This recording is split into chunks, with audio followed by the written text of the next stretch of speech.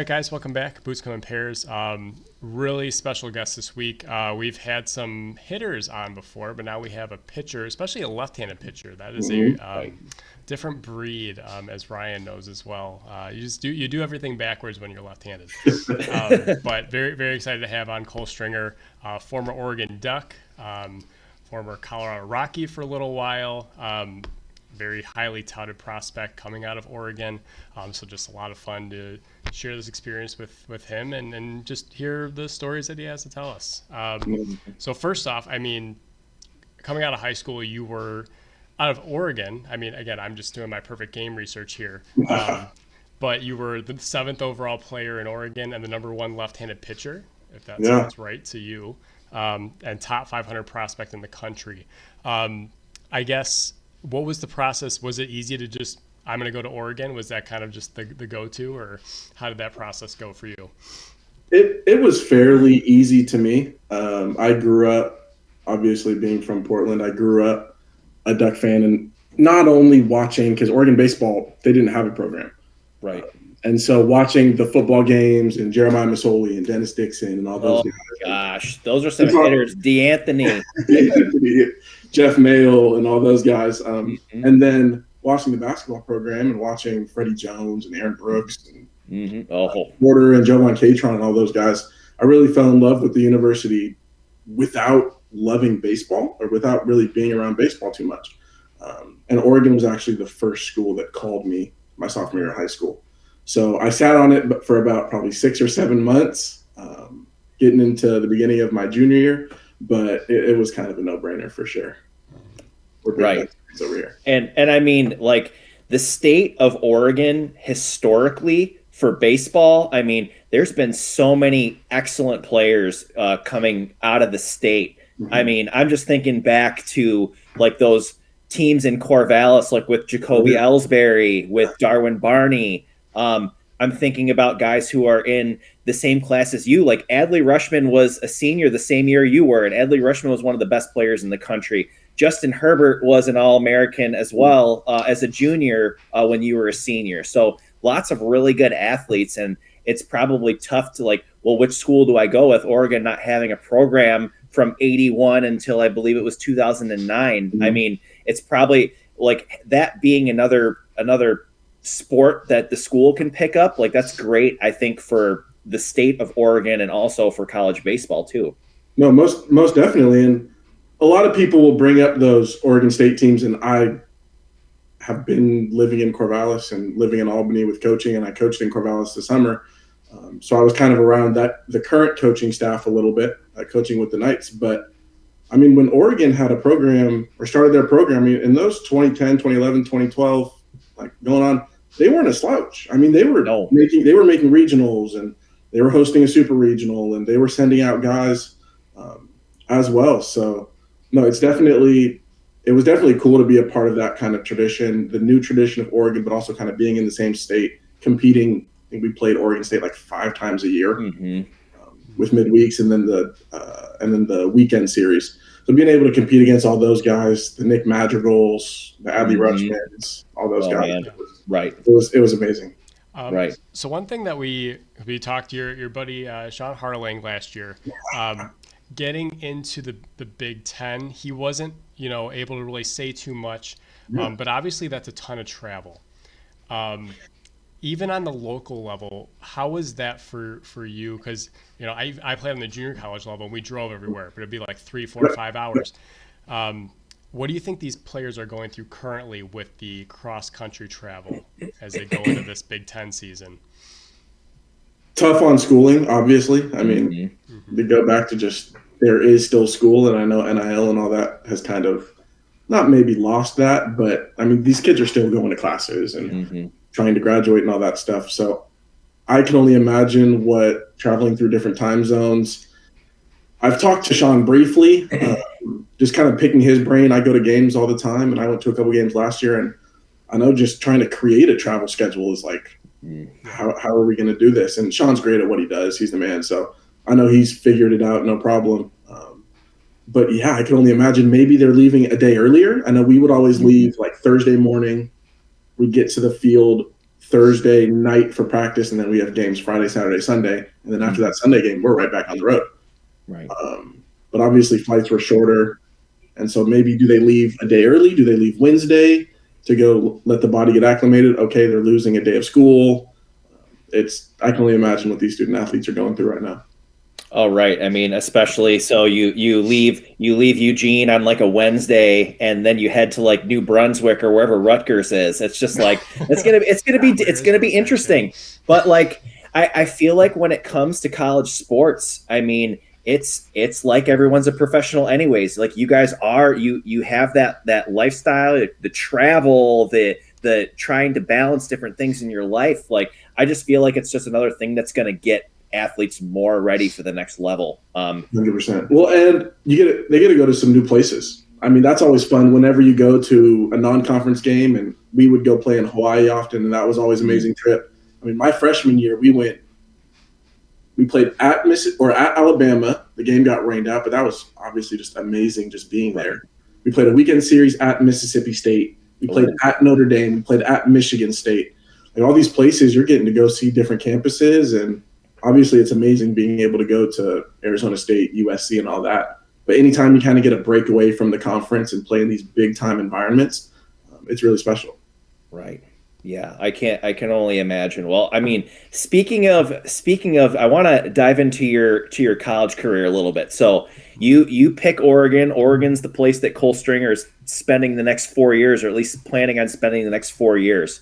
So you enter your college career on a pretty strong note. You had a very solid freshman year, a lot more out of the pen, but again, you're diving into the teeth of the Pac-12 at the time, and you were just kind of talking about some of the different guys who were in that conference. I mean, I have a little list here of guys who you probably would have faced. I mean, we got like the guys at Stanford. So you have Nico Horner, you have Kyle Stowers, you have Mike Taglia, Austin Wells, Andrew Vaughn, Adley Rushman, like we just spoke about.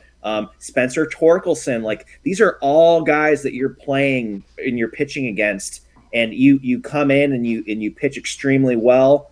And then 2017, your sophomore year, you're getting the ball, you're starting a lot.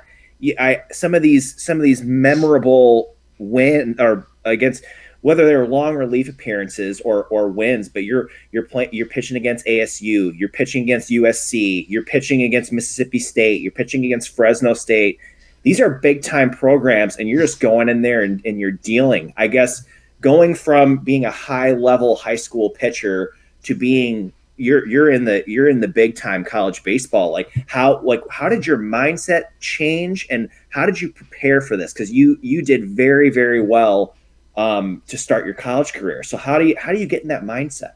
Yeah, so I'm glad you bring this up because I get to revisit this memory a little bit. So it didn't start off well at all for me personally. Right. So my freshman year, I mean, we're loaded with arms. I think we were 12th or 11th in the country preseason. We have a top 5 recruiting class.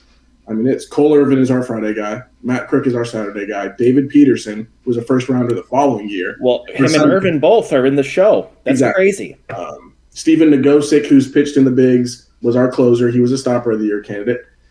And then bring in this top 5 recruiting class where it's just a ton of freshmen, wide-eyed, but super talented. I ended up kind of getting that second long relief job, kind of that lefty specialist a little bit, which I hate. I don't hate facing lefties, but much rather these are righties. So the splits don't go in your favor? Is that what you're saying? I don't think the splits go in my favor very well. But first game, we're at San Diego State, and I get brought in the Sunday game, and it's a 2-2 count. First collegiate hitter I've ever faced. And it's the rush of coming set and feeling like you're balking. Like, okay, I'm just going to call balk at some point. I'm shaking, and I give up a nuke. I mean, the ball was hit. There's like a parking garage or a building over in right field, and I just give up a tank. And this was before kind of the 3-hitter minimum, so I get pulled immediately. So for the next month and a half, I have an infinite ERA. Yeah. I don't think I And the ball's still going. no, it's still Ryan's got a couple of those. I've been there. Oh yeah, That's Not at that level, but I've been there. yeah. But yeah, so getting that, and then I didn't really see the field for about a month and a half, and we were performing pretty well as a team. I just got to see the game in kind of a different way that I've never been used to seeing, because as a kid, and most kids who are fortunate enough to go play at the next level, they're always on the field in high school, whether that's basketball. And I come from a basketball family, so playing basketball, I was always on the court. Baseball, I was always on the field. And I got to see the game in a new light. I got to be next to the coaches and hear terminology. And all of a sudden, once that month and a half goes by and I step on the field, everything just kind of slowed down for me a little bit. I had seen the patterns. I had felt the flow from the bench, just how games are kind of meant to be played. And so by the time, I was chomping at the bit. And I think I had a pretty good first outing. I had a good couple of outings, but that's when, and it's really helped me when I was coaching. But that's what first kind of helped me see the game just in a different way. Definitely, when the game of baseball can slow down, especially for pitchers, because all eyes are on us and everything starts with us. But when we can operate kind of at a smooth and slow tempo, and the game slows down for us, most of the times that's when you see pitchers at their best. Yeah, right. I feel too. Pitchers, you have the game in your hand, right? And you have almost, as a hitter, there's really only so much you can do. You're going to take your strikeouts. You're going to, but you letting up a home run right away and then not see, like, that can happen, and it does happen a lot. And you may never get another shot, and that's the harsh reality of it. So again, you have all this. Again, your career is in your hand, but also your nerves can get the best of you, and it's not always. It doesn't always go your way. Let's say that. Right, and the thing is, you were able to slow the game down enough to go into your sophomore year and really just like take it by the balls. Like you appear in 16 games, you start 11 of those games, you throw almost 70 innings. You're going 5+ innings in most of your starts, which is very impressive at the college level in a hitters conference too. 3-to-1 K to walk ratio. What in that second year clicked and kind of set you to that next level? Probably losing some of those starters as well. You felt like you had to step up because obviously you just named Cole Irvin and David Peterson, and they're draft bound. So what kind of clicked for you in that sophomore year? Well, kind of going back to what you said, when I was playing, I was fortunate enough to play in a Pac-12 where it was a pitcher's conference. Really? We were playing, our night games were later. I think they might have been 7:00, so it was dark, and this was before at least in PK, these were before the adjustments they made to the field. Oh, okay. It was 400 to dent center with a tall fence. Okay. When that sun goes down in Eugene, it has to be a poke to get out. You really have to get it. But going into that sophomore year, we had gotten a new pitching coach. We had gotten Jason Dietrich, who kind of falls under that Fullerton. He was a pitching coach at Fullerton, and he was coming off a National Pitching Coach of the Year award. Okay. So him coming in and really diving into pitching with him, he thought about pitching just a little bit different, which really, really helped me. I had already kind of had the mentality and the tempo and the things to go along with it. The velo might not have been there. He was the first person to kind of teach me how to pitch with the stuff that I had. Right. And so I attribute a lot of, when I did have success that sophomore year, I attribute a lot of that success to him. He he really changed the game for me in the way I looked at pitching. Right. So there's such a point to, again, you see the Paul Skeens of the world throwing 101 miles an hour. There's so many people that are pointing to velocity is the way to get to the next level. Velocity is the way you earn money. Justin Verlander was kind of pushing back on that last year because your body's only able to do so much. How hard were you throwing, Cole? Probably 85, 86. 85? Okay. Right. But was that for you? Was that pushing your body to the limit? Possibly. A little bit, yeah. No, it definitely was. Gosh, if I would have pitched 85, 86 now in today's game, man, I would have changed drastically. I was fortunate enough to get a little velo bump eventually once I got bigger and stronger and I developed. Sure. But yeah, no, it was very much thinking about the pitch before it was delivered and not just shaking your head once you get the sign or whatever, and thinking about what you want to execute with this pitch and being convicted with the pitch. And then slowly putting the puzzle pieces together. I think of pitching, I mean, just like anybody as an art or as a puzzle piece, but tunneling and sequencing, and okay, if I throw this here, it starts to, or it looks like my fastball and it'll taper off. Again, it just, once everything slows down, I mean. Well, two guys that we liked watching pitch, Kyle Hendricks before he started getting lit up the last couple years, but he topped out at 85, 86, maybe 87. And Greg Maddux was another one who's throwing 91, 92, but he's got the movement. He understood pitching to a different level though. But again, I think there is something to be said. You don't see many of them, so that's kind of the untaken road to get to where you want to go. But you don't always have to throw 100 miles an hour. No, I mean, now it feels like you do, which is crazy. But now just watching all these arms, I mean, guys are running their entire bullpen out, and it's 98, 99. Yes. And it's either an outlier sinker, or it's a really high ride fastball, or it's from a funky arm slot, or it's all of that, and your Joe Kelly, and oh man, they're running out. Joe Kelly. I don't think people truly appreciate how the magnificence of what he can do, being that size. Like, he's probably 5'9", 165, but so much movement, different pitches. I mean, he is in his prime when he was really getting after it. He could still throw really hard, but he's kind of a unicorn. No, definitely. And I'm not sure. I don't know what his measurements are actually, but it seems like he pitches with that old school bulldog mentality, in a new age of baseball where analytics really, really do matter. So this will kind of ping pong to what you're currently doing or attempting to do.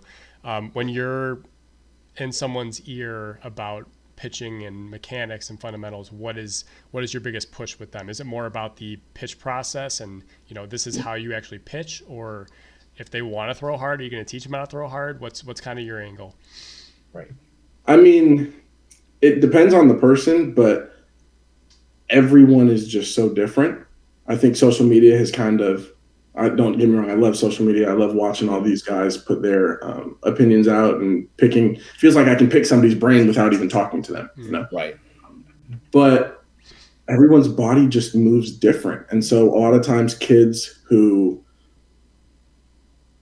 have the body type and the arm to be really good sinker sweeper guys, they see a four seam grip on Instagram, and all of a sudden I want to throw a high ride four seam at the top of the zone, when their body and the way they move is just telling them, hey, throw sinkers. So it really is person to person, and analytics have obviously helped with that. But this past year at Lynn Benton, I didn't have a Rapsodo, or I didn't have any of that. So it felt like the old school, and I kind of had to take it old school. I had my phone out and do slow motion cameras from behind the guys just for ball flight and that type of stuff. But a lot of it was mentality.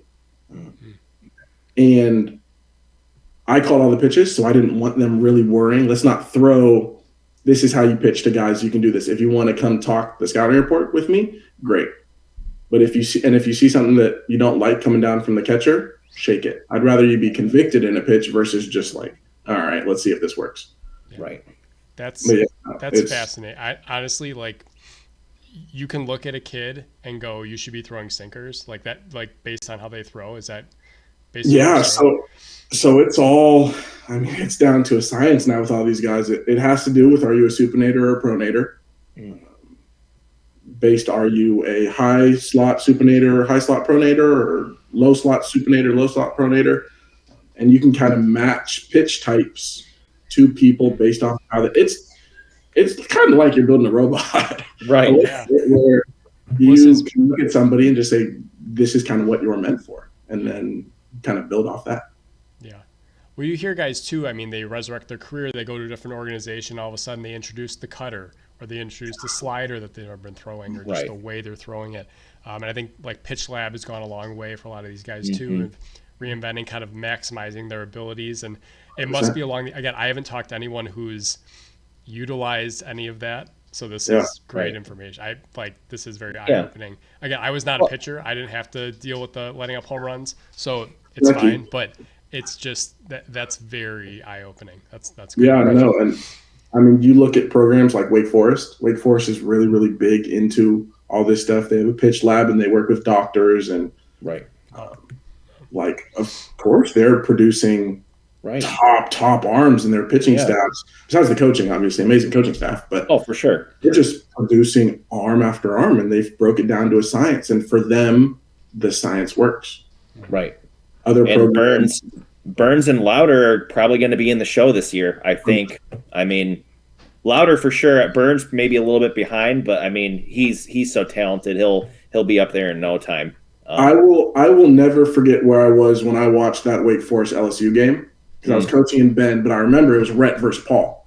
Mm-hmm. And a lot of times when you're watching baseball, it's like, okay, I can watch a half of an inning, especially being a pitcher, because I want to see this guy. Then the next half of the inning, I mean, I can kind of zone out, look at my phone, but I mean, that whole entire game, you're seeing Paul Skeens versus Rhett Louder. Right. And they're similar pitchers, but they're also different pitchers at the same time. Rhett's a big sinker changeup guy, and his changeup disgusting. Paul Skeens is a big power guy. I'm going to be in your face with my fastball. And then this slider is just going to fall off the table. And then, oh, yeah, I have this changeup that I can show you, and then I can strike you as well. So. Right. And now they're both in the NL Central together. Yeah. Getting back to kind of what Brandon was saying too. So like you like it was several years ago now, but the Baltimore Orioles had a stable of young arms: Jake Arrieta, Chris Tillman, Brian Mattis, all these guys, and they kind of came up with a philosophy as an organization, like, hey, we have deemed that the cutter is an ineffective pitch, so we're not going to let any of our pitchers throw this cutter. Jake Arrieta gets traded to the Cubs, and they're like, hey, you can throw your cutter. Mm-hmm. And from the second he walked in the door, he's throwing this cutter and this slider mixture, and he turns into a different pitcher. So I guess what are your thoughts on that? Like, not, I mean, maybe it's a little bit different at the college level, but like, because there's not maybe enough like data to go off of, but it's like to completely dismiss a pitch. Did you see that at the college level at all? Like, hey, like, we're not throwing this pitch. We don't think this pitch is effective. A little bit. When I was in college, metrics were first starting to be introduced. Mm-hmm. My freshman year and sophomore year, I don't think we were doing anything with Rapsodo or TrackMan or anything like that. Mm-hmm. But once it started to get introduced, I remember Coach Dietrich came, and I was throwing a 4-seam and a 2-seam, and he just banged my 2-seam. And we're like, we're not going to throw this. They move the same. It's the same velo. There's no point in throwing two different pitches. Let's just get you to master this this fastball. Let's just get you to be able to command this fastball to both sides of the plate. And I was actually just on social media, and I saw something to where, was it Derek Johnson? I don't know if it was Derek Johnson, but it was a pitching coach talking about how having both can be really effective if you can throw it. They keep each other in check. Right. If you can throw a 4-seam and a 2-seam to the same place, they just end in different places. Right. Just as simple as that. They end in two different places, and that's two different tunnels that a hitter is going to have to look out for. Whether or not it's effective or not, that doesn't make a difference. But with how much data and analytics and scouting reports, they know you throw that. Mm-hmm. Like, they know you throw a fastball. They know you throw a 4-seam fastball.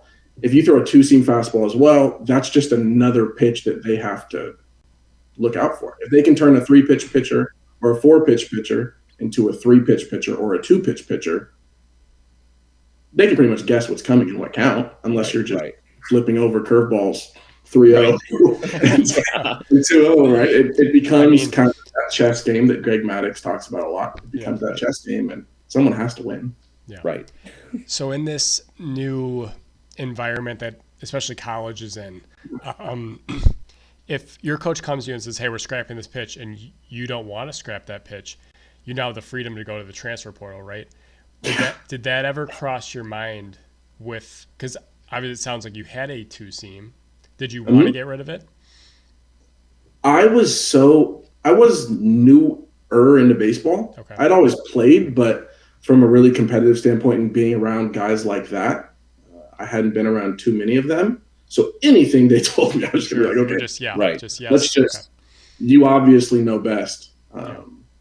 And then Coach Dietrich obviously had the National Pitching Coach of the Year coming. So it's not like he was coming like, who is this guy? Trying to hurt Right. you, yeah. But it was like, oh, this guy's the real deal. His pitching staffs are always really, really good. I probably should listen to him. Yeah. Right. So. Yeah. That's fair. Yeah, that's fair. Absolutely. But yeah, in today's world, yeah, it's because, Ryan's talking about Baltimore's organization, and they basically dismissed several pitchers that had good stuff, but they just didn't follow along with their organizational scheme, if you will. But I think that's kind of brought down even to, again, the college level, because it's the Wild West, and you can go wherever you want. You don't have to wait anymore, and it's just go what makes you happy, right? But go where makes you happy, or go where you're happy and where you'll play. It feels like a lot now. I can get some innings here, NIL. I can get money here. Right. Everything's changed, but it's definitely turned into, like what you said, the wild, wild west, where you kind of go where you're valued and where you're wanted. And I like that because it's obviously put a lot of power in the players' hands. Sure. But you don't get as many third-year guys, fourth-year guys who were in the culture, in programs. You don't see as many guys like that. So it has that balance. Right.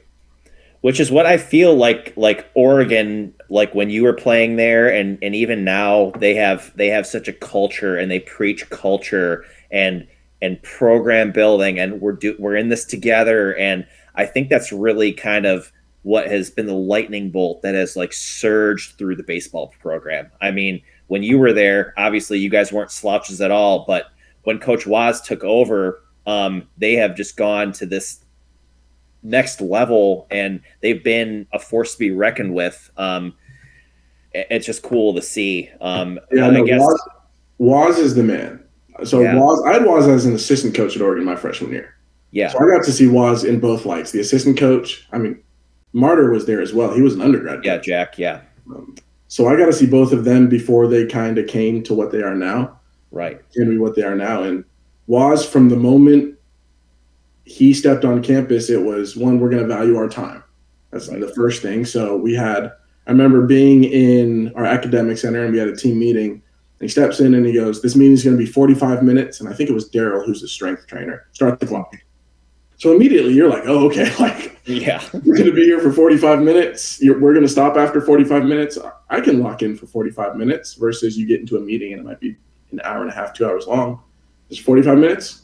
Okay, cool. I can be here for 45 minutes. And then the next thing was we were doing early morning conditioning at 6 a.m. That sounds great. Amazing times. But you would look up in the hitting facility and Waz would be on the treadmill. So while we're running at 6 a.m. and the other coaches, I think they'd be out there just standing with us, Waz was on the treadmill running. So if it was something that he demanded of us, he was going to demand it of himself. Right. And that, I think anywhere, the coaches, when I was there, obviously did the same thing. But anywhere, if your coach is doing what you're doing, you feel that sense of, okay, this is the culture. This is how we're going to move and operate. Right. And, they would wear, which is kind of rare now, I think, but they would be in full uniform with us at practice. They weren't in sweats or hats or other shirts or anything like that. They would be in full uniform. They were going to do everything that we did, sprint from station to station, do whatever. And I think that's where it slowly started to change. Being able to see them be one of us, Right. And lead by example, which, you can take that leading by example thing into every aspect of your life, your job, like whatever you're doing. Like if the person at the helm is leading by example and you have a solid example to follow, like you're going to want to work harder to be the best version of yourself, because you don't want to let your teammates down, but you don't want to let that guy down who's leading you either. And he held everybody to that standard. I'm sure he still does. It wasn't just like he had to go run on the treadmill and be dressed up in uniform with us. It was going to be the whole coaching staff. We're going to be dressed up and with the guys, and something that I'm going to ask of you guys. And so, no, it was definitely a little breath of fresh air. Again, I was coached by some dudes. A lot of guys talk about how they play with dudes. And my freshman year was Horton and Waz, Jay Ullman, who's now at Tulane, has led them to back-to-back tournaments. Mitch Carricker, who is now a head coach. Jason Dietrich, who's back as the head coach at Fullerton. Martyr was on the staff my freshman year. It's just I was fortunate enough to be coached by some dudes. Right. Dean Stiles was there my freshman year before he left. He left in the fall, but he coached in the Dodgers organization. He coached at some other universities. So no, I was very fortunate to be around some absolute guys. Right. I want to talk about 2020 because so after your freshman and sophomore year, great first 2 seasons, go into your junior year probably ready to go, and you get hurt, and you redshirt, and then so that process kind of, I mean, obviously. So what was the injury? I couldn't tell you exactly what the injury was. I just in a start felt my arm go numb. And it was definitely something in my elbow with some nerve damage and ligament damage. And so I tried to throw. We tried to get me back. Probably I did a throwing program, did rehab, and was trying to rehab back to be ready for like the second to last week maybe of season. Right. And I threw a bullpen and there was just no velo behind it. It was so we just thought, why waste it? Right. Why do that? Let's give you the rest of the season and obviously all of summer to be ready to come back. And so, yeah, that was the injury. But then coming back my senior year, right. Those first 3 weeks, I think I started Friday, Saturday, and Sunday. So I was the 4th starter. Right. Our ace gets hurt, Kenyon Yovan, with possibly a career-ending injury. Oh, wow. And so the following week, I start Friday, and then we shuffled the rotation. I start Saturday, and we shuffled the rotation again, and I start Sunday. So at that point, I was kind of like, hey, throw me a bone, I'll go get it. If you're going to let me start and let me be out on the field, I'll kind of do whatever is necessary. Right, right. And so you're coming back from the injury. You pitch your senior year, which get through that. I guess how did that year go for you? Like obviously you made the decision to come back and use that redshirt year. So what were some things that went right and went wrong in that 2019 season? I think what went right was I was just hungry. It had been so long since I had been out on the mound. So I kind of came back still me, but I had maybe a little bit more hunger than I had previously. Right. I just started training with a new trainer at a new facility up in Vancouver, and he did wonders for me, and we kind of changed my body a little bit, and I put on some weight, and ball was coming out a little different.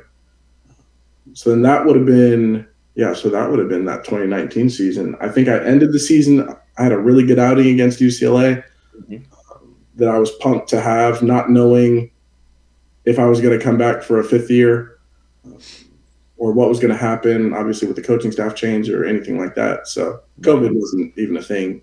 Right. So definitely. Go ahead. Sorry. I was just going to say definitely a lot of questions going into that 2019, 2020. Right. And then so you ultimately decide to come back in 2020, get not very far into the college baseball season, and then they pull the plug, which was devastating for everybody. I mean, but especially athletes, college athletes.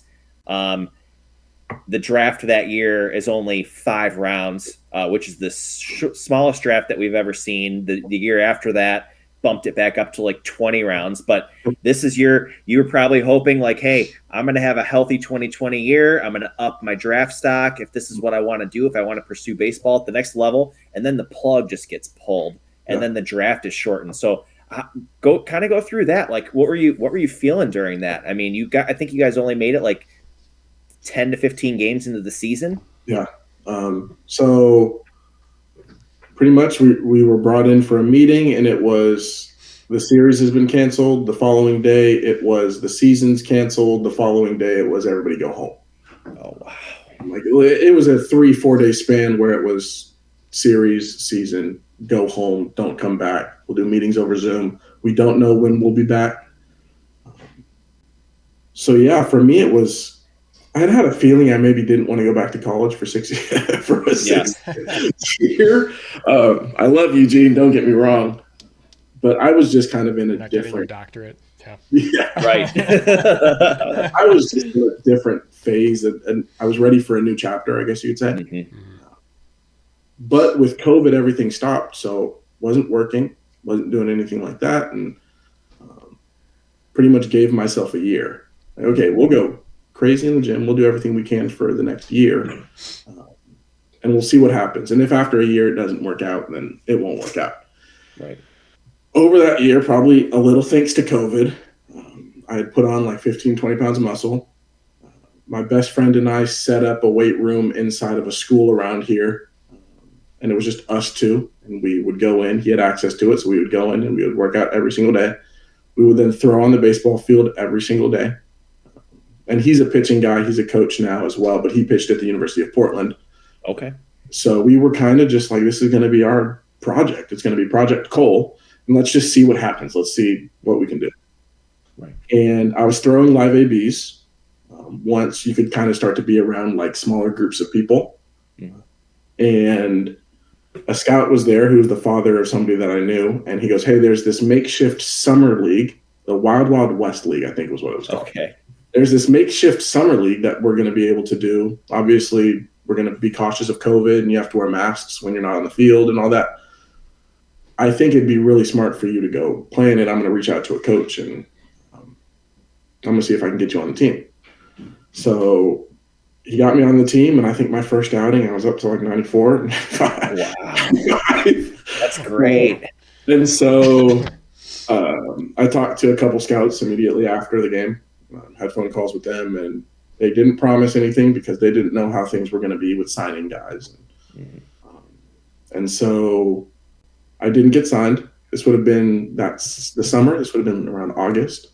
I didn't sign. I was like, okay, I think we have something here. Like, obviously I'm chucking now. So, Right. So it worked, and we have something. Maybe it's just not time to give up on this just yet. Let's keep going. And I had brought up Dean Stiles earlier, who was my pitching coach my freshman year. He was the pitching coach for the Ogden Raptors in the Pioneer League in independent baseball. Mm-hmm. Yeah. And his son, Cooper, who I played with at Oregon, reached out and asked if I still wanted to play. I was like, yeah, I've been training, I've been working, I'm good to go. He goes, okay, let me call my dad. We're going to get you a contract. Like, I want you to go play for my dad. So talk to Dino, and Dino's the man. I love Dino. And so in May, I drove down to Ogden, Utah, did all the contract stuff, and then I ended up starting opening day for the Oregon Raptors, which amazing organization, amazing facility. I'd never really ventured to Ogden at all, so I didn't really know what I was getting into. It's a boombox. I mean, it's Utah, so the ball flies different, and if you're golfing, it's the place to go. Yes. For your ego, it's the place to go for sure. Is it a good pitcher's park, though? No, probably not. They want offense. Short porch to left, and I mean, it was deep to center, but you could see balls leave there in a heartbeat. Right. So coming out of Oregon, because again, you go through this kind of reclamation project with your, and add 5 miles per hour to your fastball plus. Right. Was there much interest in you as a draft prospect at Oregon? I had a solid freshman year, and I remember talking to some people. My sophomore year, not as much. But I came back in that fall of my junior year was probably the best fall that I had during my time there. I was anywhere, I think, from 88 to 91. But my changeup, I had a lot of confidence in my changeup. Okay. And that was kind of my pitch. So having that and being able to land a slider and throw a slider was very, very helpful. And so that year I talked to probably the majority of scouts that year I talked to. But once the red shirt happened, obviously, that kind of all went away pretty quickly. Sure. Yep. So, I mean, that's, well, and for people who don't know, probably independent baseball does not also pay very well either. Right. So I can't imagine. So how do we stumble upon the Rockies then? Where does that call come from? I was there. I made 5 starts. So I was there less than a month.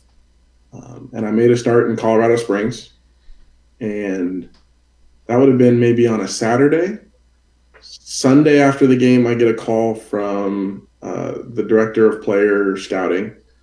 I believe his name's Chris Forbes, and he called me and said, pretty much, we're signing you. And so with indie ball, they buy out your contract. That's kind of your signing bonus, is that they buy your contract from the independent ball team. So $6, and then pretty much. So they buy out your contract, and then we got back to Utah probably at 3 a.m., 4 a.m. because of the just long bus rides. And then that night, I was on a flight. I was on a flight to Scottsdale. How did that? Were you expecting it? Like, how does that feel to get that call?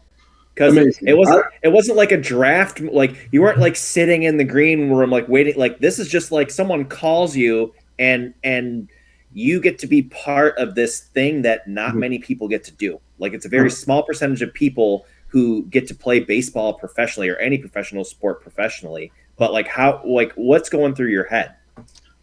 It was amazing just because the goal that we had set out to accomplish from a year ago was reality. Right. And just its simplest form, it wasn't about what happened after that. And obviously you want to make it as far as you possibly can and pitch really, really well in the organization. But my friend and I had done it. We had gotten the call. I was signed. And so the first call I made was my dad. And I was like, I think I just got a call from the Rockies. They're going to sign me. And so that phone call was really, really cool to have with my dad, who grew up not being a baseball guy at all, but dove into it once I started playing it because he wanted to be able to talk it with me. And so that phone call was amazing. I got phone call from former coaches, and everybody on the bus was going crazy and cheering for me, which was amazing. So it's definitely a moment that I'll remember for the rest of my life. Right. So you get assigned to rookie ball essentially. Oh, yeah. And it's, I mean, again, your numbers are pretty good. You've got 4 ERA, but those are usually hitters leagues. And then you have a very, very short stint in Double-A. Why do you go from rookie ball to Double-A? What were they thinking? Because that's like almost one step from the major leagues. But I'm sure in your head you're like, oh, of course, yeah. But So initially I was placed on assignment with Double-A and Triple-A. There's always just so much roster movement, especially at the end of the season when you're getting your September call-up guys, you're getting them ready, and guys who were at that level might just get a week or two in the bigs just to prepare them for the following season. Right. And so initially, or that was the case, where there was just a lot of roster movement. They had burned through arms the series before, and it was just they sent me and another guy up. And it was like, hey, we just need fill-in guys. But in my head, so let's backtrack a little bit, because the first place I went was actually AAA. Okay. So I get a call. I'm throwing well in Arizona, and I get a call from one of our coaches like, hey, we need you back at the facility. You're going to drive to El Paso to meet the AAA team in El Paso. And I don't end up throwing. But in my head, because I'm still new to how this all works, and I think I'm making my debut that year. Right. Like, I'm calling my dad, like, they're sending me to AAA. I'm skipping every other level. Like, this doesn't make much sense. But in my head, it's just, you're going to make the most of your opportunity. And, oh my gosh, the org loves you. Like, the org just loves you. You've been doing your thing. And so I don't get the chance to pitch in AAA. Again, one of those roster movements, guys were banged up. And so I end up going back to Arizona, and then the same thing happens the last weekend of the season. And I go to Hartford, and I went with a buddy, Micah, he's the funniest guy ever. And we were taking bets. He's just like, one of us is going to pitch today, because we had left at like 4 a.m, fly cross country. He's just like, one of us is going to get the short end of the stick today. It's just, it is what it is. And so sure enough, in like the 6th or 7th inning, I believe, somebody else was warming up. The guy got through the inning, and it's just get stringer hot. It's like, oh my gosh, I'm flying all day. barely played any catch before. My last start in Arizona had been like a week and a half prior. So I'd just been playing catch, staying ready just in case something happened. And oh my gosh, it was like walk, poke. It happened in a flurry, but it was just amazing to me how talented those guys were at that level and the different level of competition. I mean, they broke me down within the first probably 2 or 3 pitches that I had thrown. It just felt like I was a comfortable AB, which for a pitcher is the worst feeling ever when guys look like it's PP. Right. Yeah. But here's the thing, Cole. What the box score doesn't show is that you were on a flight at 4 a.m. You hadn't pitched in a week and a half. Your adrenaline's probably flying through the roof. So you're like, can I just get some outs? Like you're not focusing on the zone. You're amped. Your fastball probably has the velocity, but you're not putting it where you want to, and the sliders maybe moving a little bit too much, and the changeups there's a little bit too much pronation on it, and it's like the box score doesn't say that. Yeah, but it definitely still. What was saying? But you're still there. You're still there. You took the ball and you pitched in a AA game. Mm-hmm. It was truly amazing because it's just a story I get to tell and a cool perspective. And again, it's the appreciation for just how good those guys are. Tristan Casas was on that team. Oh my gosh, that guy can hit some shots. Oh my gosh! After the first pitch I threw, I think he probably smiled and was like, "This is it, all right, all right." Because it was the end of the season, and I was probably throwing 88, 91, 92. But no, I'm sure he was licking his chops once he saw this new guy who just got called up. But, no, but again, it was an amazing experience, and the Hartford Yard Goats are one of the more well-known organizations in baseball in terms of the minor league level and just their logo, their crowd participation. Dunkin' Donuts Park is amazing. It's right smack dab in the middle of downtown Hartford. Right. And so just being able to be up there and, again, be with other prospects. I mean, these are all the prospects in the Rockies org, so I get to pick their brain and talk to them. And what's cool is Micah ended up throwing the next day, the guy who went with me, and carved. Right. I think he went 5 or 6 innings to close it out, and we ended up winning that game. He threw really, really well, so it was really cool to see. He was a guy that was most deserving of that as well, so it was cool to see that. Awesome. Yeah. Well, that's, again, you see numbers and box scores are very static, very similar to your infinite ERA for a month in Oregon. There's a story to it, right? And that's just it. You could either look at it as for you, maybe, I didn't achieve my goal, but for what it sounds like, again, it was a long day, and if you hadn't pitched to a batter in a week and a half and you were in rookie ball, that's why I had to ask, because you go from rookie ball to AA, and it's like that does not add up. But that's you know what, I think especially when you're an arm, especially a lefty arm, they're gonna throw you out there and just see what you can do. Lefty arms are valuable, and at the same time, experiencing that, you get to see the business side a little bit, which I had yet to see, and was wondering what that was like. But you get to see the side where, hey, we're sending you up on assignment, but we're going to send you right back down. Don't get too comfortable. You're going to be here. And that's just a part of the game. You learn very quickly that that's just a part of the game. That's a part of organizations. And again, there is so much roster movement with the guys who they're paying, or they signed for $6 million, or they signed for $5 million, versus the guy who you bought his indie ball contract. It's a little expendable, which that's not a knock to them at all. I was completely expendable, and I was able to be used in any situation like that. And I was throwing well in Arizona, so why not take a guy who we can kind of mess with his schedule a little bit, or just tinker his throwing schedule, but also a guy who's having success at this level. We know we can set him up there and he can field his position and he can throw strikes, which I ended up not doing. And here's the reality of that too, Cole. There's guys, Ryan, that would have paid to play indie ball even, let alone get paid and get to do. So if anyone ever decides they want to minimize the accomplishments of Cole Stringer, you know what, they can't hold your jockstrap because Right. again, any level of baseball you get to play where you get paid for it. I'm sorry, that's really cool, and that's why we want to talk to people like you, again, who just have a really cool story. Which, kind of a side note, not really. That's nuts. That's college now. That's just it's crazy to me. Being in the era where that just wasn't a thing. Yeah. Right. I mean, again, all power to the players, but that's just crazy. No wonder you're seeing all these guys with the Pavia case and all that. No wonder you're seeing these guys who are 26, like still in college baseball or still in playing college football. I mean, they're getting paid a lot of money to do this when they might not, again, to your point, they might not be able to get paid to do that at the next level. Why not maximize my college experience as much as I can? Yeah. And try and get the most money out of it, be able to set myself up and my family for the future. That's just crazy to me that now you're doing that with 18-year-olds and 19-year-olds. And it's not professional baseball. That seems like it's like you're the one who's that's what it sounds like to me.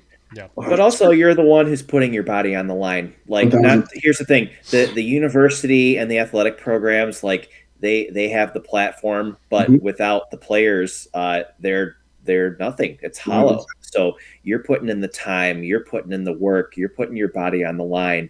I mean, you could have a weird, like, especially in football with as gruesome of a sport as that is. I mean, you could be a top prospect. You could have tens of millions, hundreds of millions in your future. You get hit the wrong way, you blow out your knee, and you never walk again. So I don't know. I just, as much of mixed feelings as I have about the NIL, I'm very happy that people are all the kids are able to do what they love and also have some insurance in case something doesn't pan out. The only thing I wish is that there was a little bit more like loyalty. I just wish I missed the days of the 3-4 year players building a program, building a culture and all that. But I mean, at the end of the day, it is a business to some of these folks. 100%. The culture matters, but we're also seeing some of probably the most competitive college baseball that we've seen in a really long time. Oh my gosh. Yeah. With just the dispersion and the amount of quality teams. I mean, UConn gets their whole team pretty much from the portal or from junior college baseball or from NAIA, and they're making regionals and winning 40 games a year. So there's definitely been teams that have taken that and used that to their advantage. Right. And then, so 2022, you have another rookie ball season, but not nearly as long. And that kind of lands a plane for your professional career. What kind of went through that season? Because it wasn't like you were pitching horribly. You only made 10 appearances, right? So what kind of happened in that 2022 season? So I developed this really bad stab, like just in my mechanics. Just my arm wasn't flipping up on time. I didn't really know how it originated. I ended up having to throw into a net a lot of that. So just maybe having something just right here just messed with my psyche a little bit. I don't really know. But I had a really bad stab. And then I went to spring training, had a terrible spring training.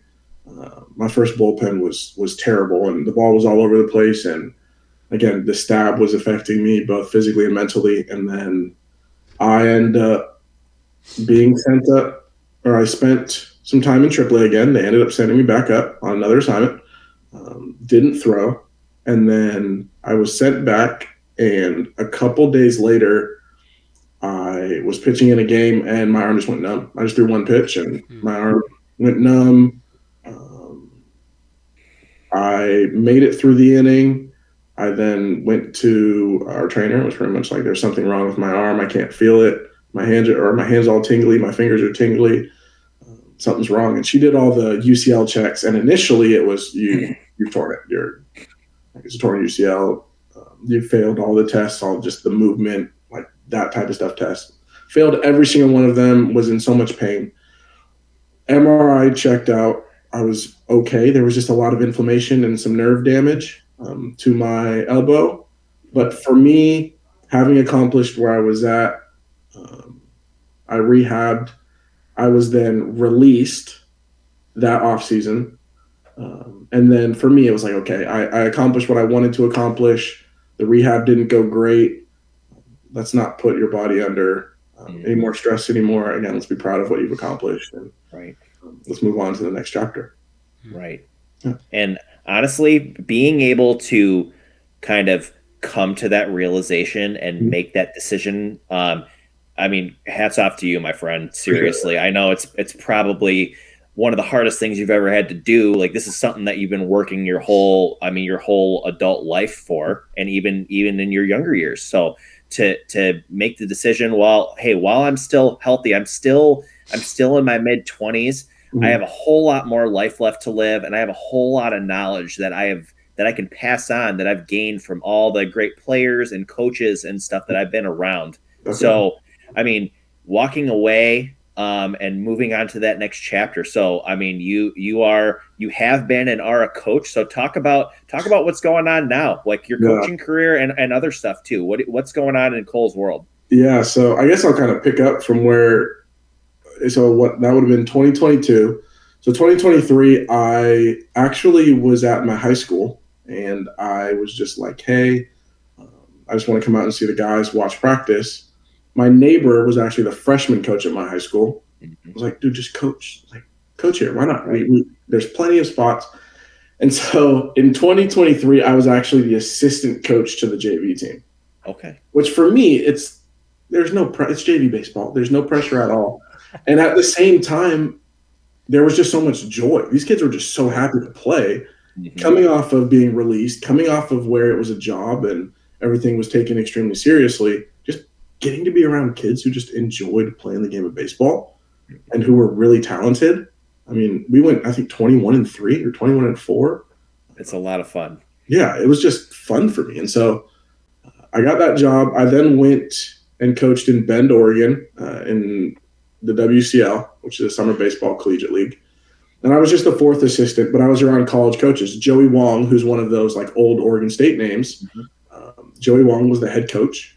And he was like, yeah, I'd love to have you on board. And so I jumped on board for that summer. And it was at the tail end of that summer that they kind of got me hooked up with the Lynn Benton job and coaching junior college baseball. And that, last year was a whirlwind with junior college baseball.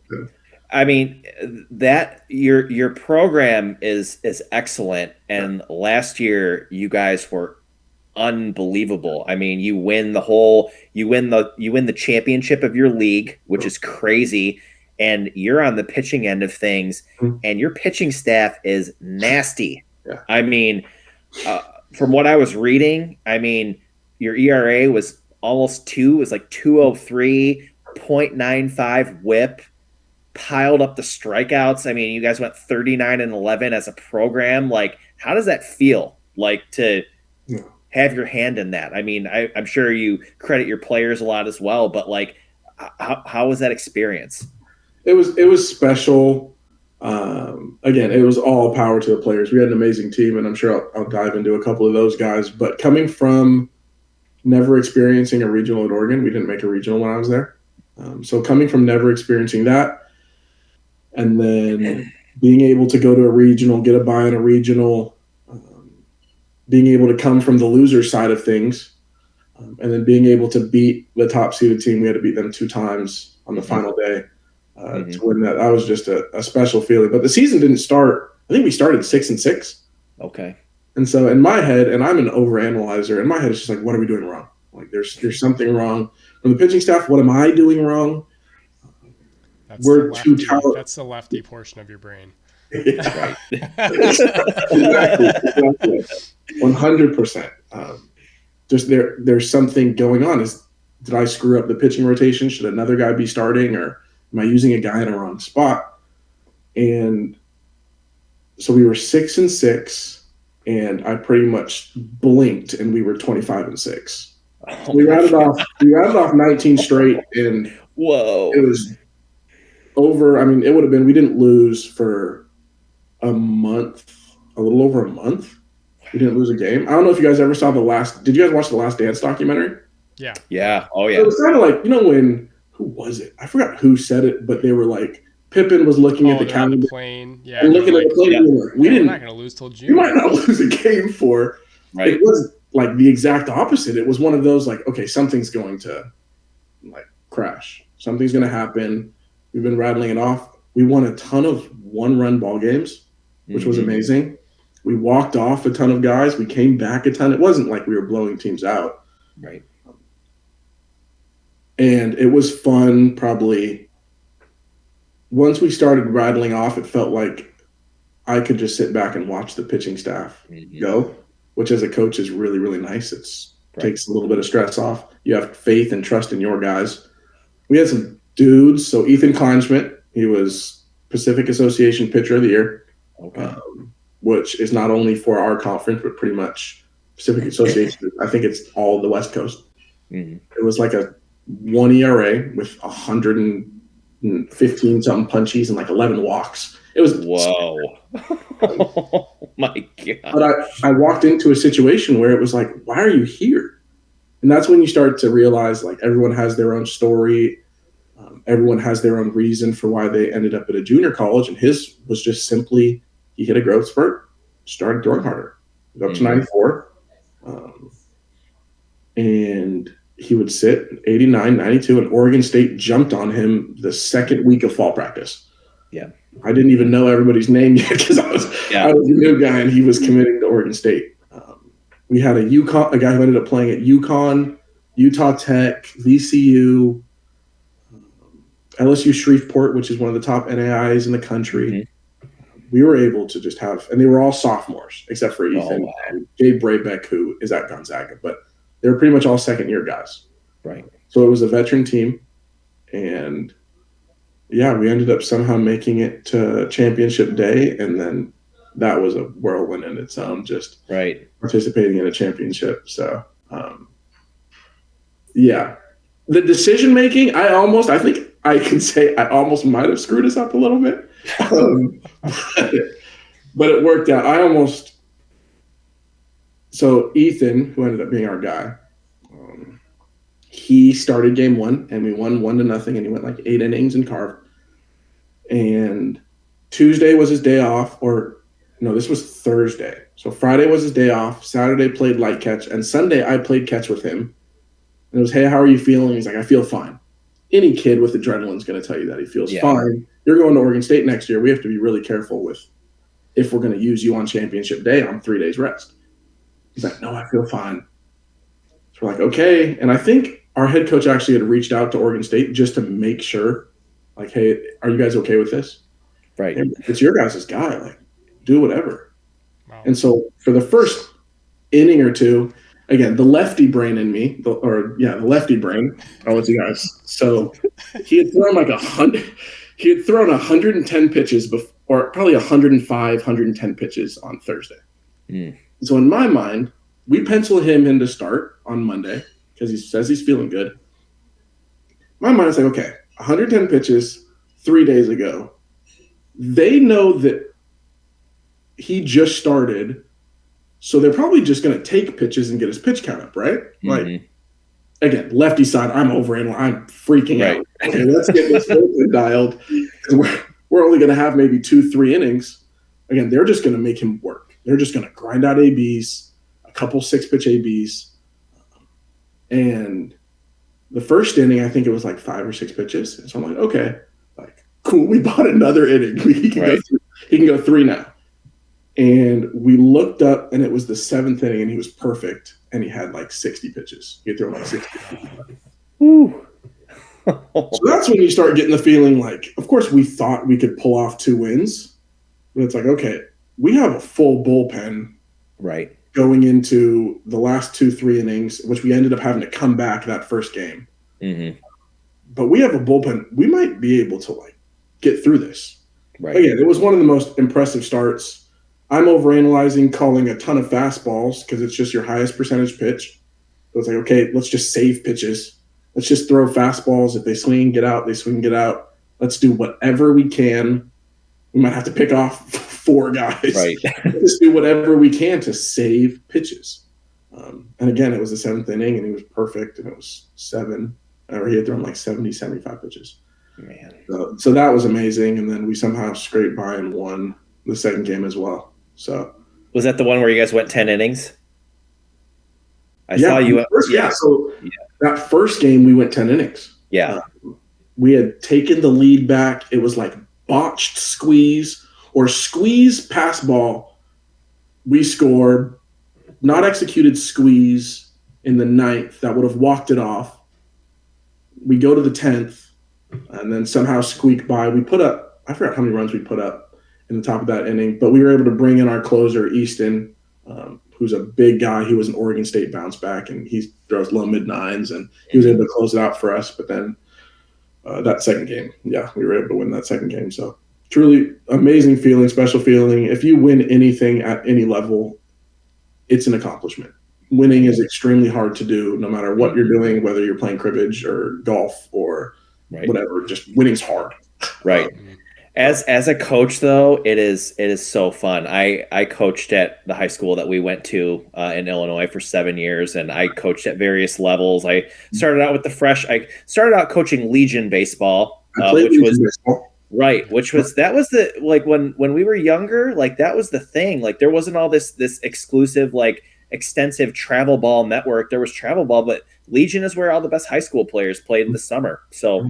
But I came back and I coached Legion, and when I got done with college, I came back. I started coaching freshmen, and then JV, and I would go on scouting missions for the varsity. And then when I ended my career, I was coaching some varsity baseball too. So we ended up winning my last year. We won a regional, or my second to last year, we won a regional, and I had never experienced any kind of winning at the high school level. So it was such a sweet feeling to win a regional. I mean, we had been knocking on the door of winning regionals when I was a coach as well, but to finally get it, and we almost won the sectional too. But it's such a great feeling just to see the team come together and you do the things you're supposed to do and play the game the right way.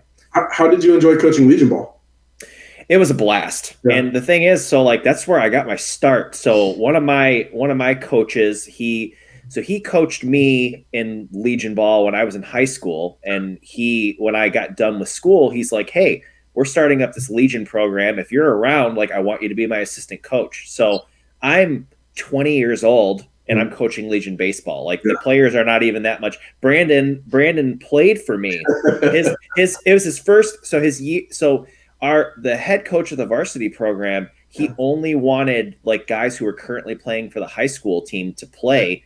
And the guy I was coaching with, Brian, who is the assistant coach of the varsity team, but the head coach of the Legion team, he said to Brandon, like, I want you out there. We need players. So Brandon had just come off his 1 year of community college baseball where he was kind of riding the bench because they wanted him to play third and short and middle infield, but all older guys. So Brandon hadn't played all year. So he's like, I'm going to play any position they tell me to play. And I'm going to take every at-bat they tell me to take. I think he played like 8 positions in one game. Like we tried to get him all the way around the diamond. I played every position.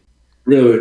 Played every position. And then he pitched. I pitched about 60 miles an hour, and then right, throwing rainbow curveballs, but getting people out. But I mean, I wasn't much older than the kids when I was starting, but it was and I was coaching third base on top of it. So I'm calling, I'm telling the hitters what to do. I'm having them steal bases. I'm having them take the extra base. But Legion baseball being where I started, I mean, I learned a lot. I was coaching higher caliber players too. The team that I started with, they ended up taking third in state the next year with all these players. And we were not good. Brandon can tell you, we were not a good team that year, but I don't know. It was a really good introduction to my coaching career, and I did it as long as I could. And then I ended up moving to a different state and getting a job. And it's really difficult to coach high school ball when you're not in the school system, when you work a normal 9 to 5. Yeah. No, Legion ball was how I got my start. I mean, Legion ball was my first introduction into what summer ball looked like. So I know those long summers and lots of games. I think we probably played close to 80 games. Oh, dang. We played a lot of games my first summer there, which would have been the summer after my sophomore season. Okay. But again, kind of what you said, where you had come back from community college, there's an opportunity to play, it was an opportunity for me to play against guys older. And it's kind of that older generation. Like my dad was a big proponent of, if we can just get you basketball wise, if we can just get you in the gym with older guys, you'll develop. You'll be able to take that physicality. And then when you go play guys your age, it's not that bad. Right. And it was the same opportunity at Legion Ball to be able to go play against guys who were older, throwing harder, maybe played the game at just a faster pace. Right. Again, being able to slow things down. I loved my time at Legion Ball. And that's how Oregon saw me.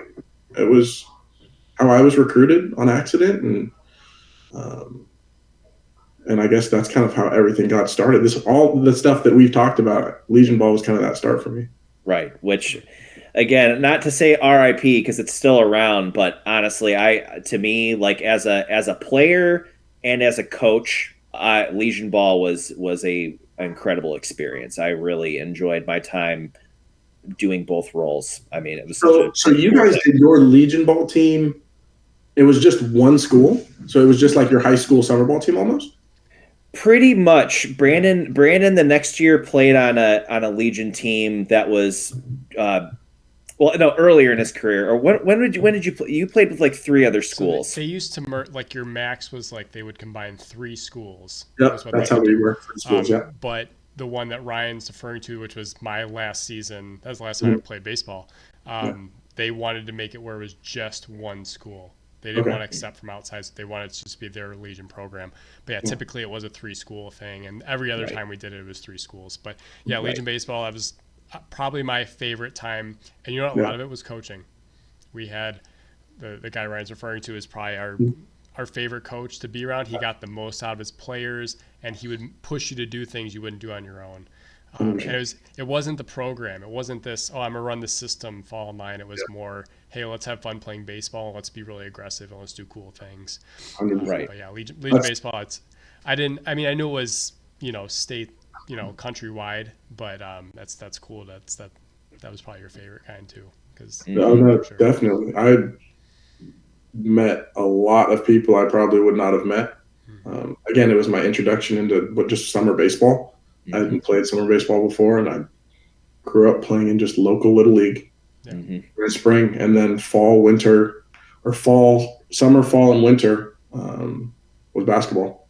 And then spring would come and play local little league, and was approached by a man who said, "Hey, I have a Legion Ball team." And my dad and I are like, "We don't know what that is, but it's not expensive." Yeah. And we're not flying around all over the place, and. And at that point, you're like, I'm not 6'7", so I find something else. Yeah, 100%. Yeah, I'm 5'10", $135. Gosh, but yeah, no, amazing coach. He's still coaching. The Legion program that I was a part of is still around. Okay, he's still coaching, so it's always fun to check in with him. And that's the only coaching that he does, so it means so much to him. That's his baby. Yeah, doesn't coach high school baseball. The team name was the Portland Barbers. But that was his baby. He cared about it. He ran it the right way. Joe is an absolute clown, but I love the man. And again, he was that initial guy who texted me and said, "Hey, the University of Oregon just reached out. You need to give them a call." And that's how this whole thing got going. That's so cool. Yeah. So what's next for Cole Stringer? You said right now you're not working. You're working towards something else. What's the next chapter look like for you? Definitely. We're not coaching. We'll see what that looks like in the future. My best friend who kind of did this whole project with me is wanting to get me back into just coaching high school. Yeah. I got to a place, and I made one more coaching stop. I coached this past summer for the Corvallis Knights. Yep. We were in the WCL League, and they are one of the probably more well-known summer ball programs. I think they had been the 7-time reigning champion of the league. Okay. I got to work with some really high-quality arms. UCSB's number 2 guy, Nebraska's maybe Friday guy. A lot of guys are trusting us with their players, and so it was cool. To coach. It's cool, but it's hard because you coach your team where it's kind of your philosophy, your program, everyone talks the same, and then you get thrown into a melting pot just of terminology. Everyone talks different. Everyone has different routines. I feel bad if I change someone because they're not my guy, right? They're not playing for me, and I don't want to go mess with one of Andy Checkett's, who's the head coach at UCSB. I don't want to go mess with one of his guys, because what if it doesn't work out? Yeah. And he gets a whole new player. And so it's, fortunately enough, Jackson Flores, the kid's name. I mean, if he's not one of the top pitchers taken, not this year, but the following year, I mean, he ran it up to 102. He's 96 tonight. Wow. 6'8", long leverage. So would that be on your list of maybe things you want to pursue, is where you're either head of a program or in full control of what's going on, instead of these, I won't call them rental situations, but where you're, where you're liable to someone else if something goes wrong? I think that's also kind of like for me, again, triple back to the left side brain, but I enjoy that stuff. I enjoy being around guys who talk different. I got to play for Coach Horton, who, if he's not one of the greatest like X and O's coach, again, I'm biased because I played for him, but we had like 10 bunties and 9 first and thirds, and we had autos where if something happened in the game, it was an automatic, you're supposed to do this. And we had like a complicated sign sequence. It wasn't just, again, college baseball before, everyone has tech now. Like college baseball wasn't just you put 1 down, you put 2 down, you put 3 down, because everyone had film. You had to come up with some sort of code. And so learning all that stuff, being around all those guys, I loved it. Right. I loved being around the terminology.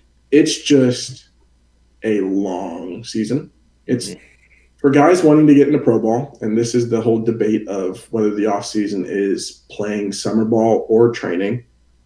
If you want to play pro ball, you should play half the summer and just get used to long bus rides, starts on the road, creating a routine and being able to repeat that routine on a week-to-week basis. I think of everything as like a starting pitcher. But it's the closest thing you're going to get to professional baseball. So why not try and hone in on kind of your routine now? And then the other half you can take off. And obviously you have your exceptions of guys who threw 110 innings that year. Right. You're not going to play summer ball. No. But as a coach, that's a good point too, because there's very few, and we're seeing more now where they go almost directly from college to Major League Baseball.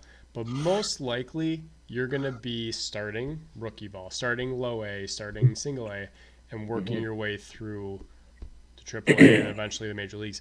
So you're right, getting used to that routine, that program is, I would say, beneficial, because it's unlikely you're just going to skip, unless, again, they're short of arms and they just need someone to fill the uniform, as Cole has pointed out. But legitimate, if you're going to have legitimate success, that's usually the path, and it's going to be a slow grind. 100%. And kind of back to your question, for me as a coach, it was a long season. Don't get me wrong, I love it. But we won the championship on Monday. Tuesday, probably Tuesday morning, late Monday night, Tuesday morning, we got back, and then season for summer ball started Friday. So I had like 2 days, and it was pretty much a year-round thing. It was a full circle moment because we started on the same field. I started my summer ball with the summer ball team on the same field that we actually won the championship on. They They are home to a summer ball team.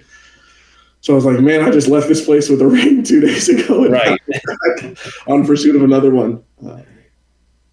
Who knows? I mean, this has been some good time doing something else and staying in the baseball realm of things. Right. I was just at the Northwest Baseball Conference that they hold here, and my best friend, again, who Project Cole. Actually, we didn't name it that, but Project Cole. My best friend actually spoke at it. And so it was really cool to see him speak. And he's still a high school baseball coach. He's a high school pitching coach. He's a genius, very analytical, and talked about this whole idea of, are we trying to build better throwers or better pitchers?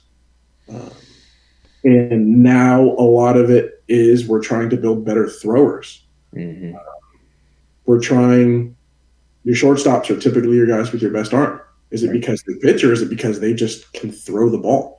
And so he gave a really, really cool speech on that. And I helped him out with it a little bit. But having my hand in just anything baseball, again, I was fortunate enough to play for so many people that I don't want to get away from baseball.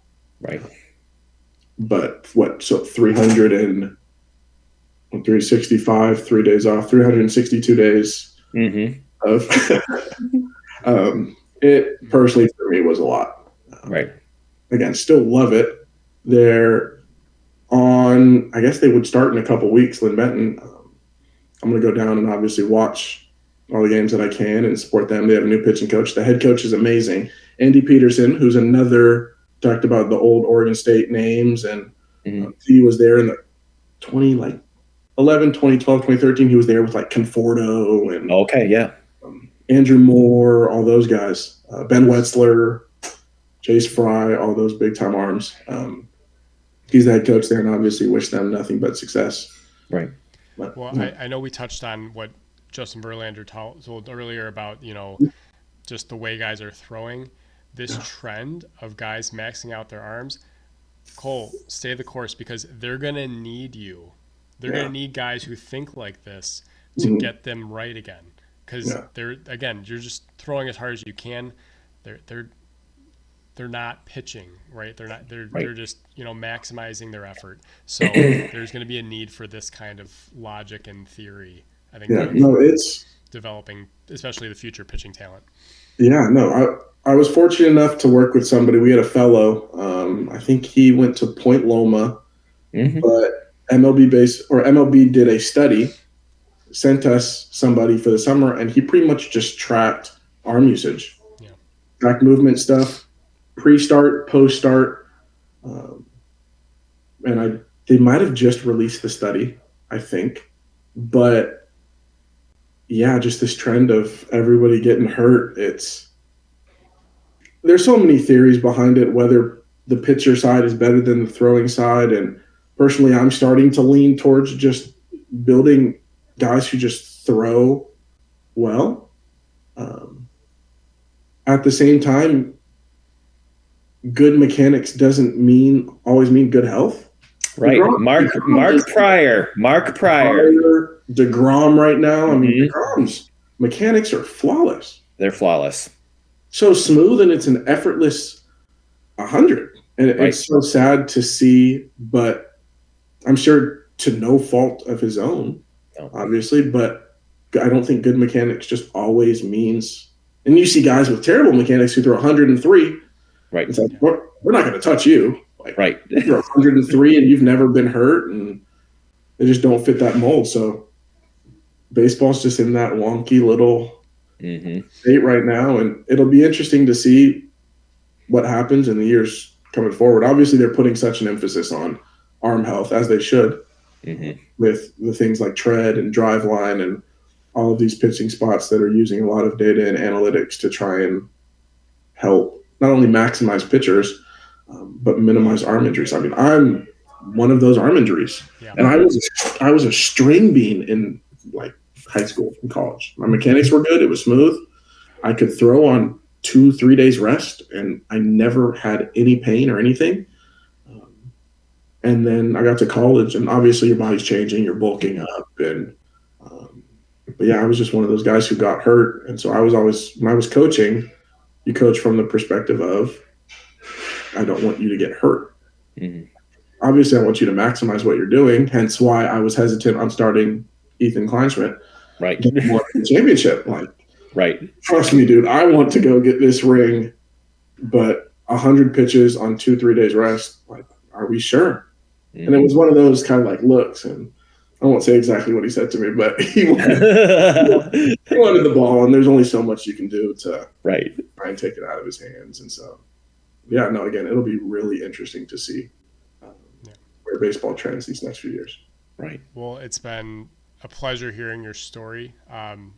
You just have so much knowledge, especially with throwing the baseball. I feel like, if we have any questions going forward, we have someone to go to and shed some light on stuff for us.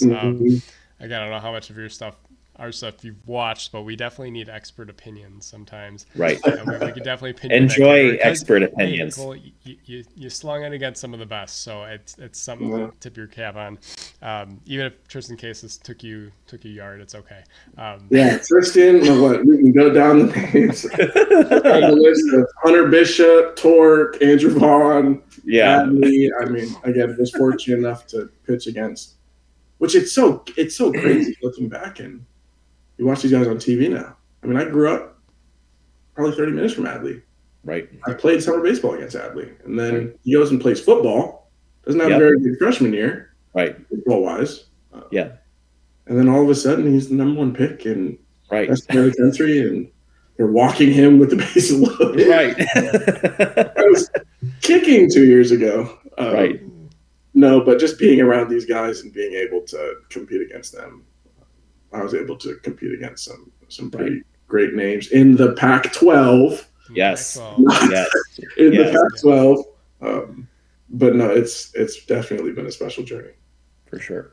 I have one more question. What's up? So, lefty, I mean, you can pick a lefty pitcher if you want, but who's kind of whether it's a pitcher or a lefty pitcher, let's go lefty pitcher. Who's a lefty pitcher who you kind of looked up to as a kid? Who did you like watching?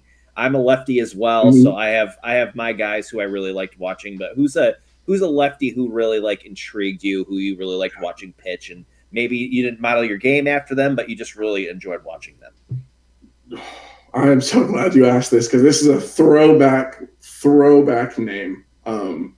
So my first introduction to baseball was a VHS. It was Sweet 116, the Mariners' history-breaking year. It was like a documentary made over there. Yep. Oh, yeah. 2001 season. I was going to say Jamie Moyer. Jamie Moyer. Jamie Moyer. I had the glove over the head. Yes. Because I mean, when you're 6 or 7 and you just emulate anything on TV, right? He was the only guy. I mean, other than Arthur Rhodes. Arthur Rhodes was on the team. Yeah. Right. But it was Jamie Moyer was that first lefty I saw. And once your brain starts to put 2 and 2 together and you kind of stand next to the TV and it's like, we threw from the same side. Yeah. Right. I can throw 82. Yeah, okay. Yeah. Jamie Moyer was a Cub. Jamie Moyer pitched a long time and he just dealt. I mean, that 01 Mariners team, like they had Randy Johnson had already moved on, but I mean that was like Ichiro's freshman or rookie season. It was Ichiro, it was Mike Cameron, it was Brett Boone, it was Edgar, John Olerud. Yep. Kazuhiro Sasaki was the closer, Freddie Garcia. Yep. And I couldn't tell you how many times if we put that VHS on right now, I'd probably be able to quote it word for word. Right. Well, I couldn't tell you how many. For you Mariners fans, that was probably the last highlight you've had in the last 27, 8 years. I mean, are you a Mariners fan? So I was never a true Mariners fan. Again, I come from a basketball background, so growing up it was the Blazers and the Jail Blazers. Whoo! Yeah, fun. Yeah, we're NBA guys too. That's like that's Sheed and Damon and Dale Davis, Bonzi, Patterson, Darius Miles, Darius Miles, Bonzi Wells, Bonzi, all those guys. Fun team. Oh yeah, but Seattle was obviously the team that I probably watched the most just because of the local station and I think it would have been Fox Sports or FS1 or Root Sports, as a matter of fact, would have been what it was. But yeah, watching those teams in and out, and when I was hitting, which was high school, it was Kenny Lofton. I just saw who was on. Chris Rose has a really great podcast. It's a baseball centered podcast. He just had Kenny on. Why Kenny is not in the Hall of Fame blows my mind. Yeah. That guy was unbelievable. He's one of the most fun players I've ever seen in person. Kenny Lofton, good. Yeah, it was. I like to say I kind of came up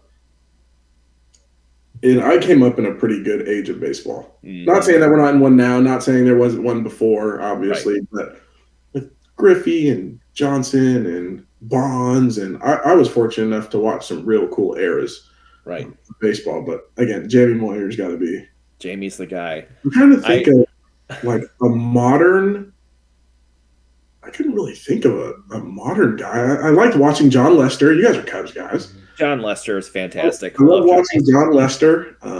Mad Bum. Mad Bum. Crazy full. He had a rehab start against us. Yeah. When I was in Arizona, and I think I was hurt, but I was like, oh, it's Madison Bumgarner starting. Right. You got to go watch. And so I got to watch him throw just on a backfield in Arizona, and he was calling the pitches, as big leaguer as it is, like he was trying to work on his tunnels and doing that stuff. But that was another amazing guy that I got to watch. And but yeah, no, John Lester was for sure. I mean, John Lester used to chuck. He did. I mean, and just very, very stoic, very just like like ice in his veins. And when the biggest moment was there and the lights were shining the brightest, he was performing at the highest level. You couldn't touch the guy when he was in the big moment. He was fantastic. We like the Red Sox too, so he was great. It was fun to have him play for both the franchises that we love. I also enjoy a diligent worker. We went to a John Lester start that I think was an hour and 10 minutes long for a 9-inning game. Oh, tempo. I preach it. Tempo. Let's go. Hey, get on. I don't need you walking or throwing a pitch and walking halfway to home to get the ball and then walk back and get on the mound. Like, throw your pitch, stay on the dirt. Another guy like that was Dallas Keuchel. Yep. Another lefty who used to throw really hard and then found a way to just kind of craft his way with cutters and off speed and a really good changeup. I always loved guys with a good changeup because that was my pitch. Watching those guys, but yeah, Jamie, man, I haven't even said that name in a long time, but it's a good name. Some flashes. That was cool. I liked Cliff Lee. Cliff Lee was Cliff Lee was. I mean, he was really good early in his career with Cleveland, and then he got hurt, and then with Philly in his later career, just nasty. He was in Seattle for a bit, and he was okay. He was good in Seattle. He was. Again, it's so hard for me now to say okay because I spent time in like AA and AAA. Like, if you make it to the bigs, you're good. Yeah. There is not a substantial difference because I've never been to the big leagues, but even between low A or Arizona and AA, I can only imagine what the difference is like in the bigs. Right. Just with guys' plans and everybody knows the game. Everyone's really good at something, whether it's fielding, they have a really high graded attribute, which is what I'm trying to do right now. And it's also kind of figure out, a lot of people used to just be like, I'm a grinder, which we love grinders. We absolutely love grinders. Put your head in the park, put your nose down, get to work. But let's find something you're really good at because that plays, like especially now, whether it's a pitcher or a hitter, whether it's contact, power, speed, small game, you have a good glove. Find what you're really good at and let's maximize it. Right. Maximize it. Guys throwing more sliders than they do fastballs now. Right. They have a really good slider and it plays metrically and they have a lot of confidence in it. Let's just get really good at what you're good at, and then we can build everything else off of that. Right, and keep your mental strong. We have a buddy who he played for Cincinnati. I coached him. He played for Cincinnati probably around the same time that you were in college. He got drafted by the Blue Jays, got Rule 5'd to Oakland. What was his name? Ryan Noda. He's familiar.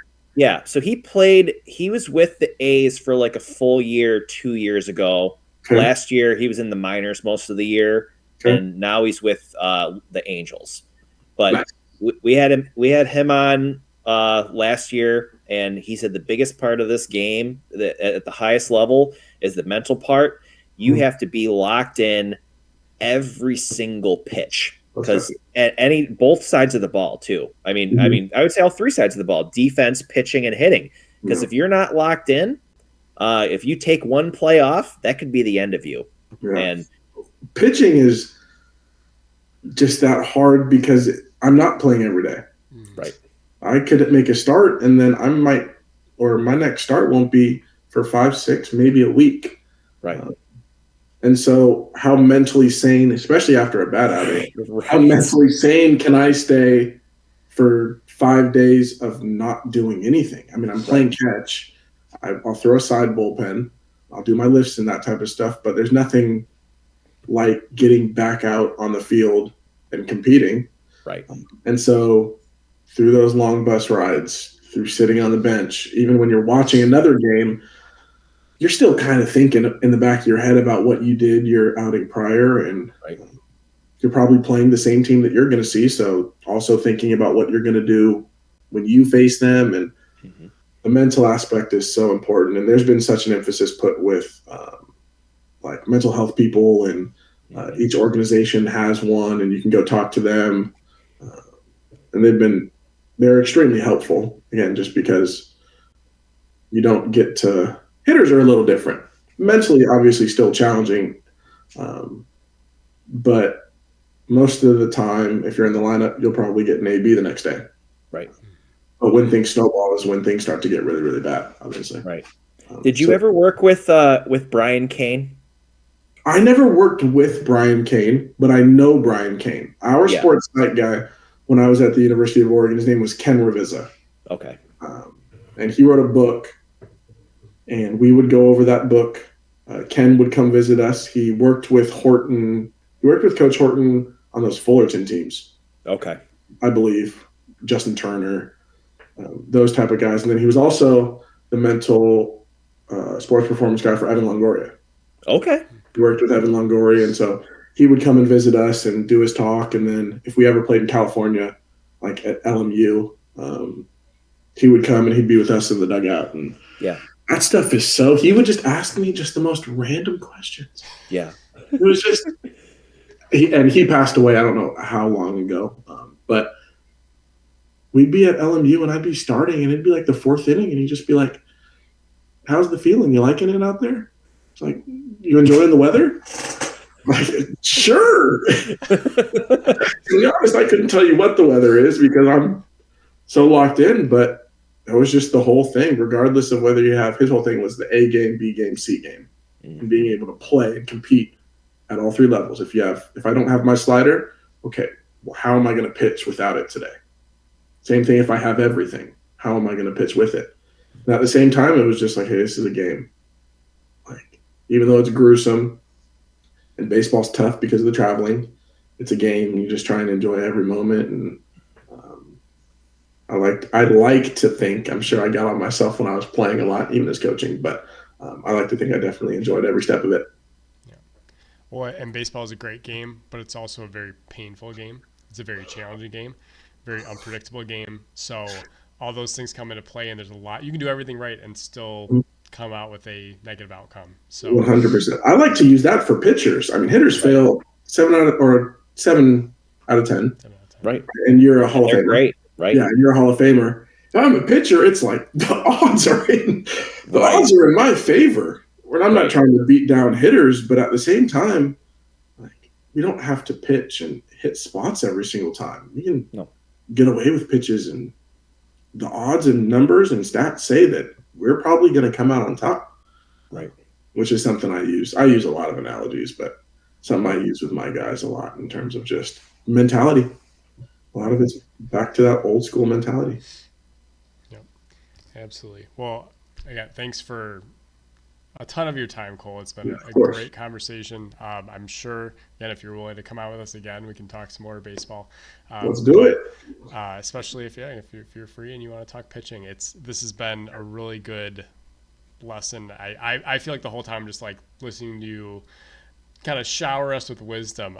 So again, for anyone listening, this is a really good, especially if you got a kid pitching. A lot of good stuff here, especially from Cole, who has done it before. Right.